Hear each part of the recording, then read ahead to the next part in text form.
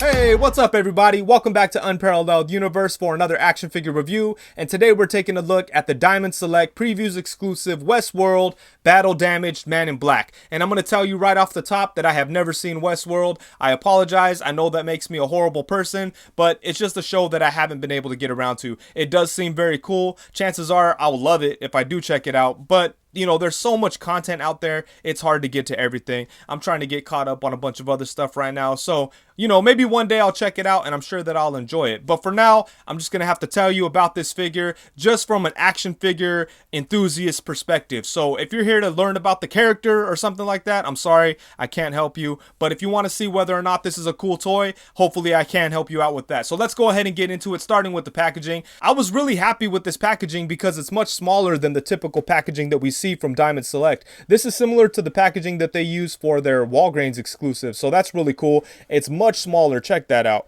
Not a bunch of wasted space, not a bunch of wasted plastic, none of that. So it's really cool. But the figure does look very nice in here. You could see all the accessories that he comes with. You could see the figure itself very clearly. Right here we have the Westworld logo. Down here it says Man in Black, Battle Damage, action figure, previews exclusive. On the side we don't have anything. On the back we get a look at the figure itself, and the figure in person actually looks much better than it does in these promo shots, so that's a good thing. Right here it looks like they did a horrible job, but looking at the figure, it looks really, really nice. So that's dope.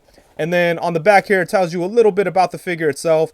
It shows you a couple of other characters that they've made. And if you look at those promo shots don't look very good either, but I'd imagine that in person the figures look much better if this figure is any indication. So yeah, that's interesting. But other than that, it tells us a little bit about the show and some other bullshit, and I think that's about it. So let's go ahead and open it up and take a look at the figure. Once I open this figure up, I can't put it back in the packaging. It's not collector friendly or anything cool like that. It's old school packaging. So let's get this garbage off this figure and check it out. Alright, so here we have the Man in Black right out of the packaging, and this is actually a really cool looking figure, but there's one thing that I'm really, really disappointed about, and that is the fact that his gun here that you see in the holster does not come out, and that is absolutely ridiculous.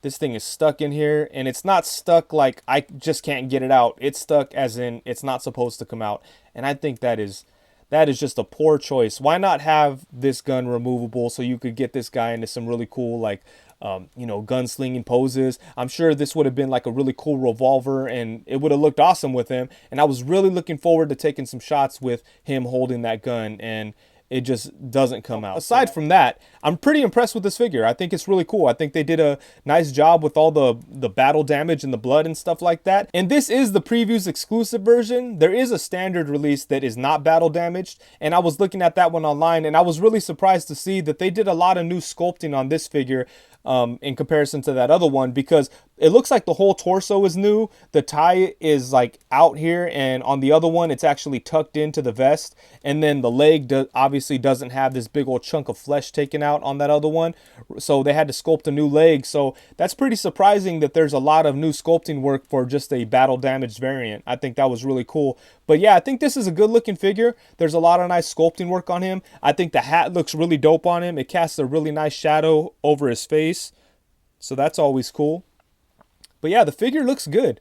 So I'm pretty impressed with it, but I'm extremely disappointed with the fact that the gun doesn't come out. So just in case you're not aware, this character is portrayed by Ed Harris, and I do think the face sculpt is pretty good. I wouldn't say that it's perfectly accurate, but I think it's passable. From some angles, it looks dead on. Like if you have the hat on, kind of tilted down, that looks like Ed Harris rocking a cowboy hat. Obviously his face is halfway covered, so you know it's easier to sell it, but you know, I could definitely see the likeness right there. But when you take it off, it loses it a little bit. I wouldn't say that it's like way far off or anything, but I just don't think that it's a perfect sculpt for Ed Harris. But I do like it. I think it's pretty good. But I think the details on the head sculpt are pretty well done. Check out the hair. You can see that there's some gray in there with a little bit of a wash. And there's some nice paint detail on the face too. It looks pretty good. But I especially like the way it looks with the hat on. And the hat is like a soft rubber, so you could just kind of, I mean, like a, you know, soft rubbery type of plastic. You could just stick it on there. It stays on with no problems. It's not going to fall off or anything like that. But the suit itself is sculpted really nice. Look at the detail on the vest. All that texture. We've got the blood smeared on there. That looks really dope. Look at that. There's a lot of nice texture on there. And the tie thing or whatever this is kind of, the plastic is kind of stiff. So you probably don't want to grab this and try to move it out of the way carelessly, because it could possibly tear or snap or something like that. I was surprised by how stiff this was. Yeah, it looks pretty good. And then check out the vest underneath here. You could see that it's like open and bloody. It kind of looks, you know, it definitely looks like he was in the middle of some shit. So that's good. But yeah, look at all the blood and stuff. I really like the texture of that vest. That looks really cool. And then, of course, we have the gun in the holster, which I already mentioned doesn't come out, which is ridiculous. But it does look cool. The belt buckle looks cool. Then we have a knife sheath on this side. And I'm going to have to try to heat it up or something. But I was not able to get this knife into the sheath. Let's go ahead and try it real quick. Yeah, it's like a really, really tight squeeze. That's weird. I'm afraid to force it. But I'm going to have to heat that up and see what I could do. It's kind of weird. But the sheath does look really nice. And then down into the pants. Oh, check this out. He's got a big old gash out of his leg. That looks good.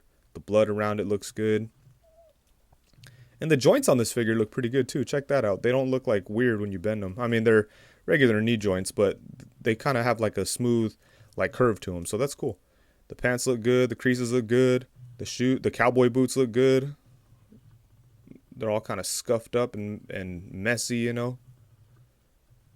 Yeah, I think this figure is very well sculpted. A lot of nice details. I do think that the head sculpt could be a little bit better, but I'm fine with it. And I think it looks badass with the cowboy hat. So there we go. And the figure actually comes with a really good amount of accessories, especially for something at this price point. These guys cost about 30 bucks or something like that. And I was pretty surprised with the amount of accessories they threw in here. But let's go ahead and take a look at those, starting off with the multiple sets of hands, because he does actually come with 4 different sets. First off, we have a set of open hands, and these hands aren't really good for anything. You can't really grip his weapons or anything with these hands, but they're just kind of loose open hands. And then he has a set of tighter gripping hands that could be used to hold on to this big nice knife that he comes with, so that's cool. And then he also comes with a set of trigger finger hands that could obviously be used to hold on to this big old crazy halo looking gun that he has. And then last but not least, he has a set of fists. And taking a closer look at the accessories, starting off with this P90 gun, I think this is pretty cool. I like the bright red color to it. It does really remind me of like a sci-fi TV gun, so that's cool. But I do like the sculpting work on it, and it's painted very nice, so they did a good job with that. And then he does come with this big-ass knife, which is cool. It has like a metal paint job on the blade. We have some gold on the handguard and then brown, some more gold at the bottom. So that's cool. And then he does have his little card, which I was told that he takes this card from the clones in the simulation because he tries to control them or whatever. So that's pretty cool that they included something like this, which is very important to his character.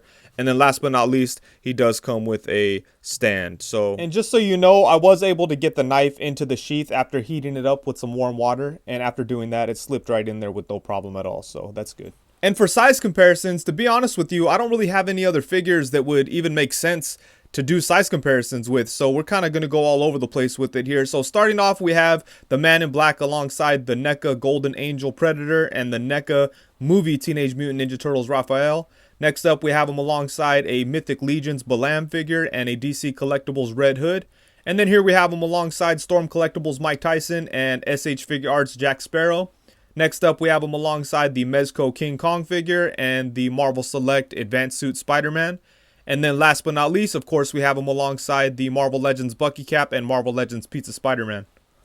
And the articulation on this guy is okay. I'd imagine that it's enough for this kind of character. I doubt that he needs to be doing the most acrobatic, crazy, dynamic poses ever. I'm sure just some minimal posing is required with somebody like this, and I think this body is able to achieve that. So let's go ahead and get into it. First off, his head can move side to side. There's a little bit of tilt, so you could get some poses with some attitude, you know, have him looking to the side like that. So that's dope. And he could look up to about right there. Not very much going up, not very much going down either, but the head movement is pretty decent.